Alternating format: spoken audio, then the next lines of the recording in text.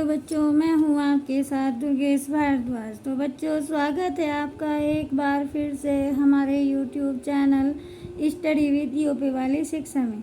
बच्चों, यदि आपको हमारा वीडियो पसंद आए तो प्लीज़ इसे लाइक एंड शेयर ज़रूर करें और अगली वीडियो के लिए आप इस चैनल को सब्सक्राइब ज़रूर करें तथा बेल आइकन को दबाना न भूलें ताकि आपको हमारी अगली वीडियो सबसे पहले प्राप्त हो सके। तो चलिए हम आज की वीडियो शुरू करते हैं। तो बच्चों, हमारा जो आज का पाठ है वो हिंदी के एक खंड संस्कृत से लिया गया है, जिसका नाम है अन्योक्ति विलासय, यानी अन्योक्तियों का सौंदर्य। अब मैं आपको अन्योक्ति के बारे में बताती हूँ कि अन्योक्ति का अर्थ क्या होता है। एक बार ध्यान से देखिएगा। वह साहित्य अलंकार जिसमें किसी एक बात को सीधे न कहकर अप्रत्यक्ष रूप से किसी अन्य बात के माध्यम से कहा जाता है, जिसमें वाक्य के माध्यम से लक्ष्य को व्यक्त किया जाता है। इसका प्रयोग विशेष रूप से किसी व्यंग्य, शिक्षा या फिर संदेश देने के लिए किया जाता है। अब आप संदेश के बारे में भी जानते हो, शिक्षा के बारे में भी जानते हो, तो फिर आप कहोगे कि ये व्यंग्य क्या होता है। एक बार व्यंग्य के बारे में भी देख लीजिए। व्यंग्य का अर्थ होता है किसी बात के लिए कटाक्ष करना और फिर उसमें सुधार करना। मतलब एक तरफ तो हम किसी बात का कटाक्ष कर रहे हैं और फिर दूसरी तरफ ये भी चाहते हैं कि उस कटाक्ष करने की जो हमारी बात है उसमें थोड़ा सा सुधार भी हो जाए। तो हमारे आज के इस पाठ में इन्हीं सब बातों की चर्चा होगी। पहले मैं आप सभी को इस पाठ के संदर्भ के बारे में बता देती हूँ। संदर्भ इस प्रकार से है। प्रस्तुत श्लोक हमारी पाठ्य पुस्तक के संस्कृत खंड में संकलित अन्योक्ति विलासय नामक पाठ से लिया गया है। तो बच्चों, यहाँ पर इस पाठ के अंदर 6 श्लोक दिए गए हैं। 6 के 6 श्लोकों में संदर्भ एक सा ही होगा, लेकिन यहाँ जो प्रसंग दिया गया है वो प्रसंग 6 श्लोकों का 6 तरह का ही अलग अलग सा होगा। संदर्भ आपको अपनी तरफ से हर श्लोक के अंदर लिखना है। मैं आपको हर एक श्लोक का प्रसंग बता देती हूँ, हिंदी अनुवाद बता देती हूँ। उसके बाद आप जब अपनी कॉपी में से नोट डाउन करिएगा तो संदर्भ भी जरूर लिखिएगा। पहला श्लोक इस तरीके से है। निरंतराम नीचो स्मृति त्वं खेदम कोप कदापि मां कृथा। हे कुएं, मैं अत्यधिक नीचा यानी गहरा हूँ, तुम इस प्रकार दुखी मत हो। अत्यंत सरस हृदयो यत परेशान गुण गृहीतासि, क्योंकि तुम तो अत्यंत सरस हृदय वाले हो। सरस हृदय वाले यहाँ पर जल से परिपूर्ण, यानी एक कुआं दूसरे कुएं से कह रहा है कि तुम्हारे अंदर जो जल है वो बहुत ही ज़्यादा भरा हुआ है। तो एक बार फिर से बोलते हैं। क्योंकि तुम तो अत्यंत सरस हृदय वाले हो और दूसरों के गुणों को ग्रहण करने वाले हो। गुणों को ग्रहण करने से यहाँ पर रस्सियों से कहा गया है कि तुम्हारे अंदर रस्सियों से जो पानी खींचा जाता है, तुम सभी को अपना पानी दे देते हो। तो इसलिए यहाँ पर दूसरों के गुणों को ग्रहण करने वाली बात कही गई है। अब हम इसके प्रसंग को भी देख लेते हैं। प्रस्तुत श्लोक में अपने अवगुणों पर दुखी न होने तथा दूसरों के गुणों को ग्रहण करने को श्रेष्ठ बताया गया है।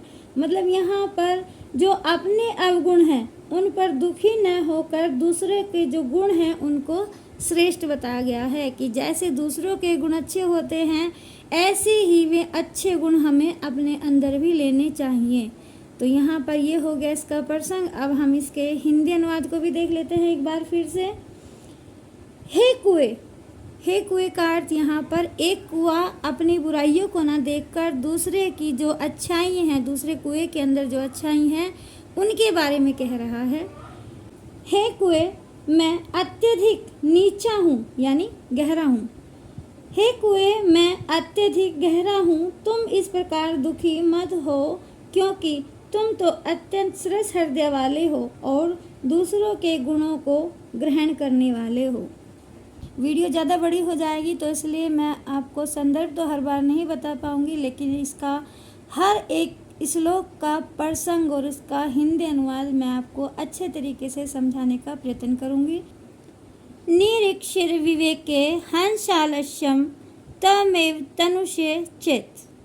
हे हंस, यदि तुम ही नीर और क्षीर अर्थात दूध और पानी का विवेक करने में आलस्य करोगे, विश्वस्मिन् धुनाय कुलव्रतम पालिष्यति कै। तो इस संसार में कौन ऐसा व्यक्ति है जो अपने कुल धर्म व कर्तव्य का पालन करेगा। इसका प्रसंग है, प्रस्तुत श्लोक में अपने कुल धर्म व कर्तव्य पालन की शिक्षा दी गई है।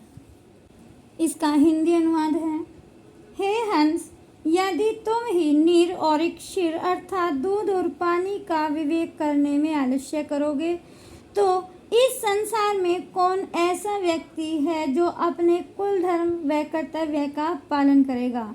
अर्थात यदि विवेकी लोग ही अपने कर्तव्य का पालन करने में आलस्य करेंगे, तो फिर अपने कुल धर्म का पालन व कर्तव्यों का पालन कौन करेगा।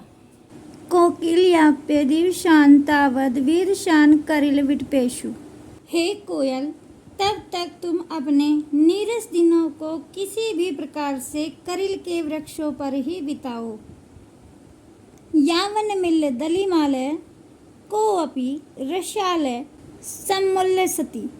हे कोयल, जब तक कोई आम का पेड़ भौरों से युक्त होकर लहराने नहीं लगता। प्रसंग इस प्रकार से है, प्रस्तुत श्लोक में बुरे दिनों में भी धैर्य रखने की प्रेरणा दी गई है।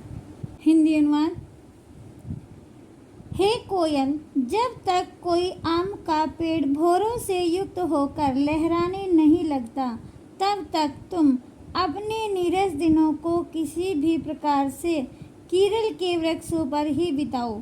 अर्थात जब तक अच्छे दिन नहीं आते हैं, तब तक बुरे दिनों को किसी न किसी प्रकार से व्यतीत कर लेना चाहिए। रे रे चातक सावधान मनसा मित्रक्षणम श्रूयताम।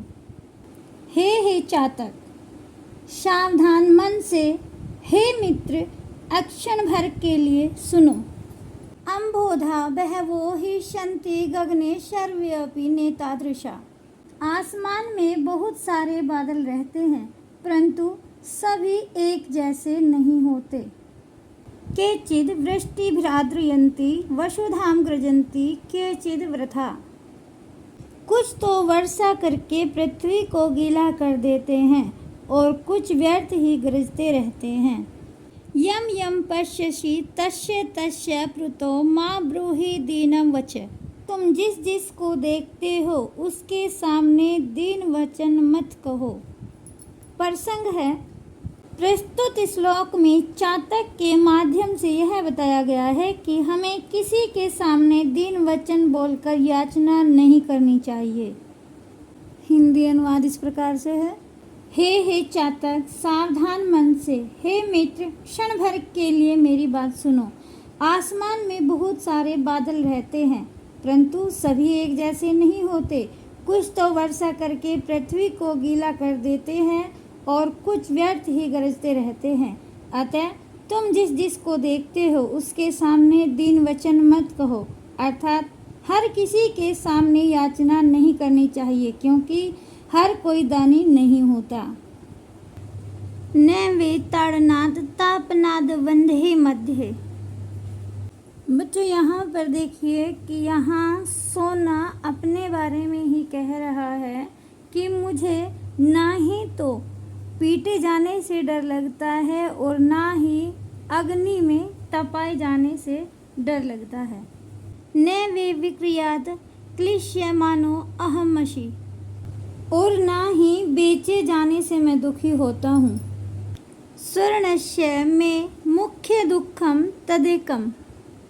मेरे दुख का सबसे बड़ा कारण तो यह एक ही है।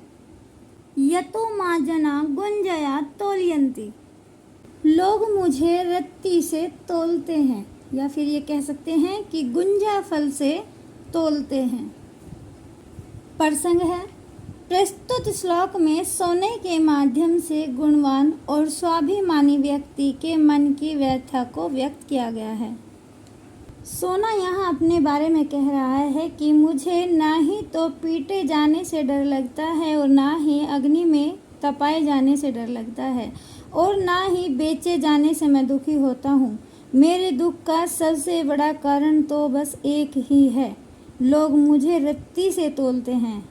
अर्थात सोना यह कहना चाहता है कि मेरे दुख का कारण तो एक ही है कि मेरी तुलना किसी तुच्छ वस्तु से की जाती है।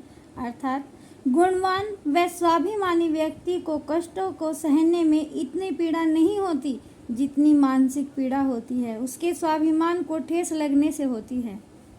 रात्रिर्गमिष्यति भविष्यति सुप्रभातम। रात बीत जाएगी, सुंदर प्रातःकाल होगा।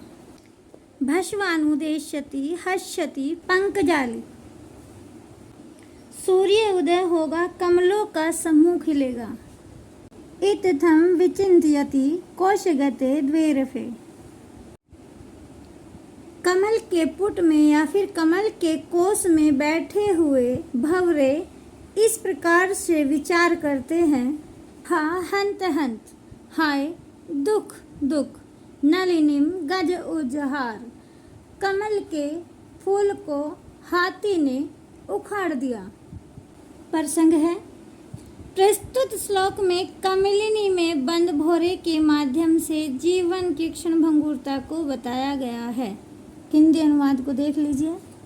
तो बच्चों यहाँ इस श्लोक में ये बताया गया है कि शाम के वक्त जब कमल का फूल बंद होने ही वाला होता है तो उसके अंदर एक भंवरा बंद हो जाता है। क्यों? क्योंकि वो उस कमल के रस को पी रहा होता है, लेकिन शाम होते ही वह कमल का फूल बंद होने लगता है। तो उस बंद कमल के फूल में वह भंवरा शाम के समय क्या सोचता है? कमल का रस पान करता हुआ कोई भंवरा सायंकाल में उसमें बंद हो जाने पर सोचता है, रात भी बीत जाएगी, सुंदर प्रातःकाल होगा, सूर्य उदय होगा, कमलों का समूह खिलेगा। कमल पुट में बैठे हुए भंवरे को यह सोचते हुए हाय बहुत दुख हुआ कि हाथी ने उसी कमलिनी को उखाड़ लिया। तो बच्चों यहाँ पर हमारा पाठ 2 अन्योक्ति विलास समाप्त हो जाता है। धन्यवाद।